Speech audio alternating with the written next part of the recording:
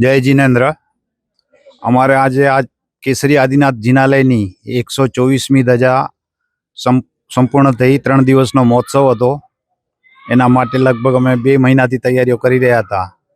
500 જણની આજે હાજરી હતી, 500થી ઉપર, અને બહુ ધામધૂમથી આ પ્રસંગ ઉજવાયો છે. સૌ ગામવાસીઓનો સાથ સહકાર મળ્યો.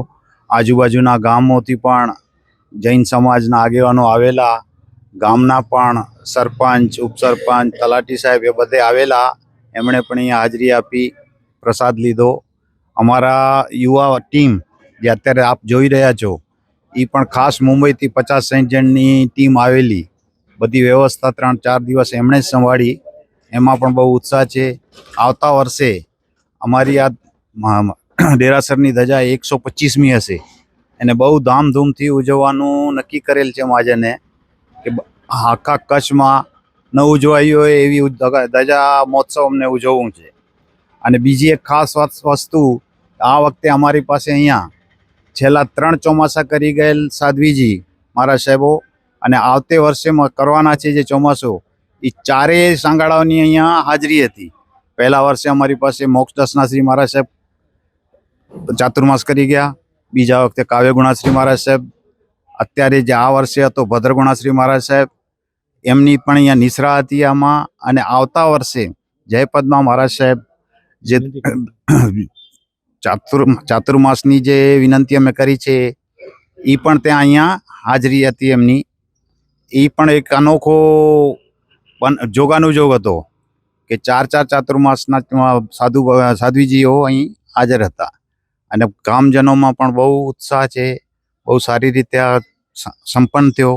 એમાં અમારા ટ્રસ્ટીઓ, અધિકારીઓ અને કારોબારી મેમ્બરો પણ મોટી સંખ્યામાં હાજર હતા.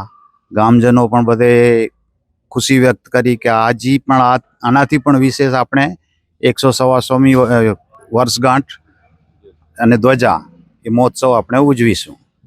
આજે અહીંયા આપણે મુન્દ્રાથી હિરેનભાઈ સાવલા જે ગૌશાળા ચલાવે છે એ પધાર્યા હતા. એમનો પણ અમે સન્માન કર્યો. અને હિનાબેન ગંગર, જેમણે એમની અત્યારે પરીક્ષા લેવાઈ હતી મુંબઈમાં, એમાં ફર્સ્ટ નંબરે આવ્યા છે, એમનો પણ બહુમાન કર્યો. અને સૌથી વિશેષ કે નરેન્દ્રભાઈ નંદુ, શાસન રત્ન, જેમણે અમારા આગળના પ્રોગ્રામોને પણ બહુ સક્સેસ બનાવ્યા છે, એમનો ખાસ આભાર એમની ટીમનો, અને એમનો પણ બહુમાન કર્યો. અને સૌથી વિશેષ કહું તો અત્યારે અમારો નવો સંકુલ બની રહ્યો છે. એ નવા સંકુલના અમે પૂર્ણ એને ધ્વસ્ત કર્યો છે, તો એની વ્યવસ્થા જાળવવા માટે વિનોદભાઈ દેવરાજ ગંગર, જે એમની પ્રોપર્ટીમાં એમણે પોતે બધી વસ્તુ અમને સોંપી દીધી છે. અત્યારે અમારી ભોજનશાળા, ઉપાશ્રય, આંબિલ ખાતું, સર્વ વસ્તુ એમની કોમ્પ્લેક્સમાં જ ચાલે છે. તો એમનો સૌથી વધારે ઋણી અમે ગોધરા જૈન મહાજન એમના છીએ અમે, ને એમનો આભાર માનીએ છીએ.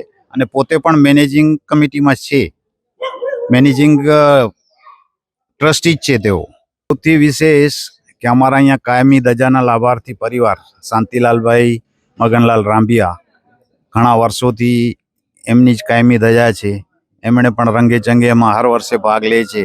આ વર્ષે પણ, અને બાકીના જે ધજાના ચડાવવાના જે લાભાર્થીઓ હતા, દાતાઓ હતા, એમનો પણ ખૂબ ખૂબ આભાર.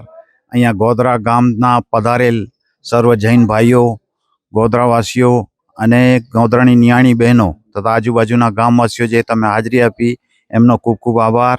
અને સૌથી વિશેષ કે ગોધરા ગ્રામ પંચાયતના સરપંચ વર્ષાબેન કન્નડ, ઉપસરપંચ મોહનભાઈ ગોર, અને તલાટી શ્રી શરદભાઈ મોતા તથા મંત્રી શ્રી જાનવીબેન, એમણે પણ અહીં હાજરી આપી, એમની આશીષ આપ્યા. એમનો પણ ખૂબ ખૂબ આભાર. અને બાકી જે યુવા ટીમ અહીંયા આવી હતી, એમનો ખૂબ ખૂબ આભાર કે એમણે બધું વ્યવસ્થા સંભાળી. અને આગળ હું એમને સોંપું છું, એ એમના પોતાના વિષયે એમના શું અનુભવ થયા એ તેઓ જાહેર કરશે. જય જિનેન્દ્ર, જય કેશરી આદિનાથ. આ વખતની જે 124મી ધજા થઈ, એમાં પંચાનિકા મહોત્સવ હતો, 2 દિવસ રમોત્સવ હતું, અને 3 દિવસ આપણા ધાર્મિકના કાર્યક્રમ હતા. વિવિધ કાર્યક્રમ હતા 3 દિવસ. એમાં બહુ જ મજા આવી. અમે જે આજે બહોળી સંખ્યામાં ભાઈ બહેનો યુવા ટીમ જે આજે આવી છે એમને જે બહુ મજા આવી છે એ આપણે હજુ ને હજુ બહોળી સંખ્યામાં આવતા વર્ષે 125મી ધજામાં બધા સાથે મળીને આવીએ અને દાદાની ધજા આપણે આ વર્ષ જે મજા આવી છે એનાથી વિશેષ આવતા વર્ષે ધામધૂમથી આપણે દાદાની ધજા ઉજવશું. સૌને ખાસ એક વિનંતી છે, જેટલા પણ યુવા ટીમના ભાઈ બહેનો છે આ આપણા બધા જ કાર્યક્રમોમાં જોડાવા માટે નમ્ર વિનંતી. વધુ ને વધુ સંખ્યામાં આપણે એક ગ્રુપ બનાવીને આવીએ અને દાદાની ભક્તિમાં લાગી જઈએ. જય જિનેન્દ્ર. અત્રે 5 દિવસનો જે કાર્યક્રમ ઉજવાયો એકદમ વિસ્મરણીય કાર્યક્રમ હતો.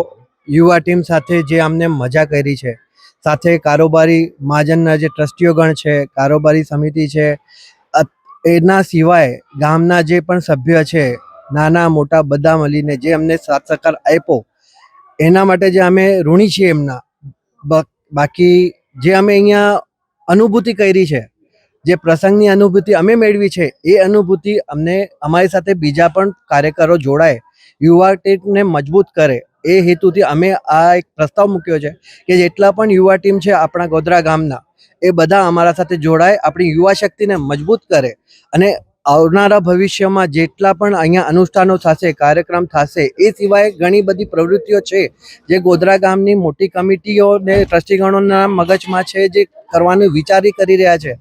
એના માટે આપણે સાથ સરકાર એમના માટે ખૂબ અગત્યનો છે. એના સિવાય એ આપણે નહીં હોશું તો એ કામ પીઠબળ નહીં આપી શકે. જેટલા પણ ગામના યુવા વર્ગ છે, નાનાથી મોટા લઈને, જેમને પણ ઈચ્છા થતી હોય કે દાદાના કોઈ પણ કાર્યક્રમમાં ઉપસ્થિતિ સાથ સરકાર આપવાની ઈચ્છા હોય મનથી, ને એ તરત આવે અમારા સાથે જોડાય ને અહીંયા જે અમે અનુભવ્યું છે એ પોતાના સ્મરણમાં લઈ ને આગળ અમારા સાથે જોડાઈને એટલી જ મજાથી, એટલી જ હર્ષો ઉલ્લાસથી બધા પ્રોગ્રામ અનુષ્ઠાનોને સરખી રીતે ઉજવી શકીએ.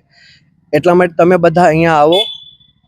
બાકી તો તમે આવશો ને જે તમે અનુભૂતિ કરશો એ તમે અમારા સાથે શેર કરશો તો અમને પણ એટલી ખબર પડશે કે તમે કેટલી મજા કરી છે.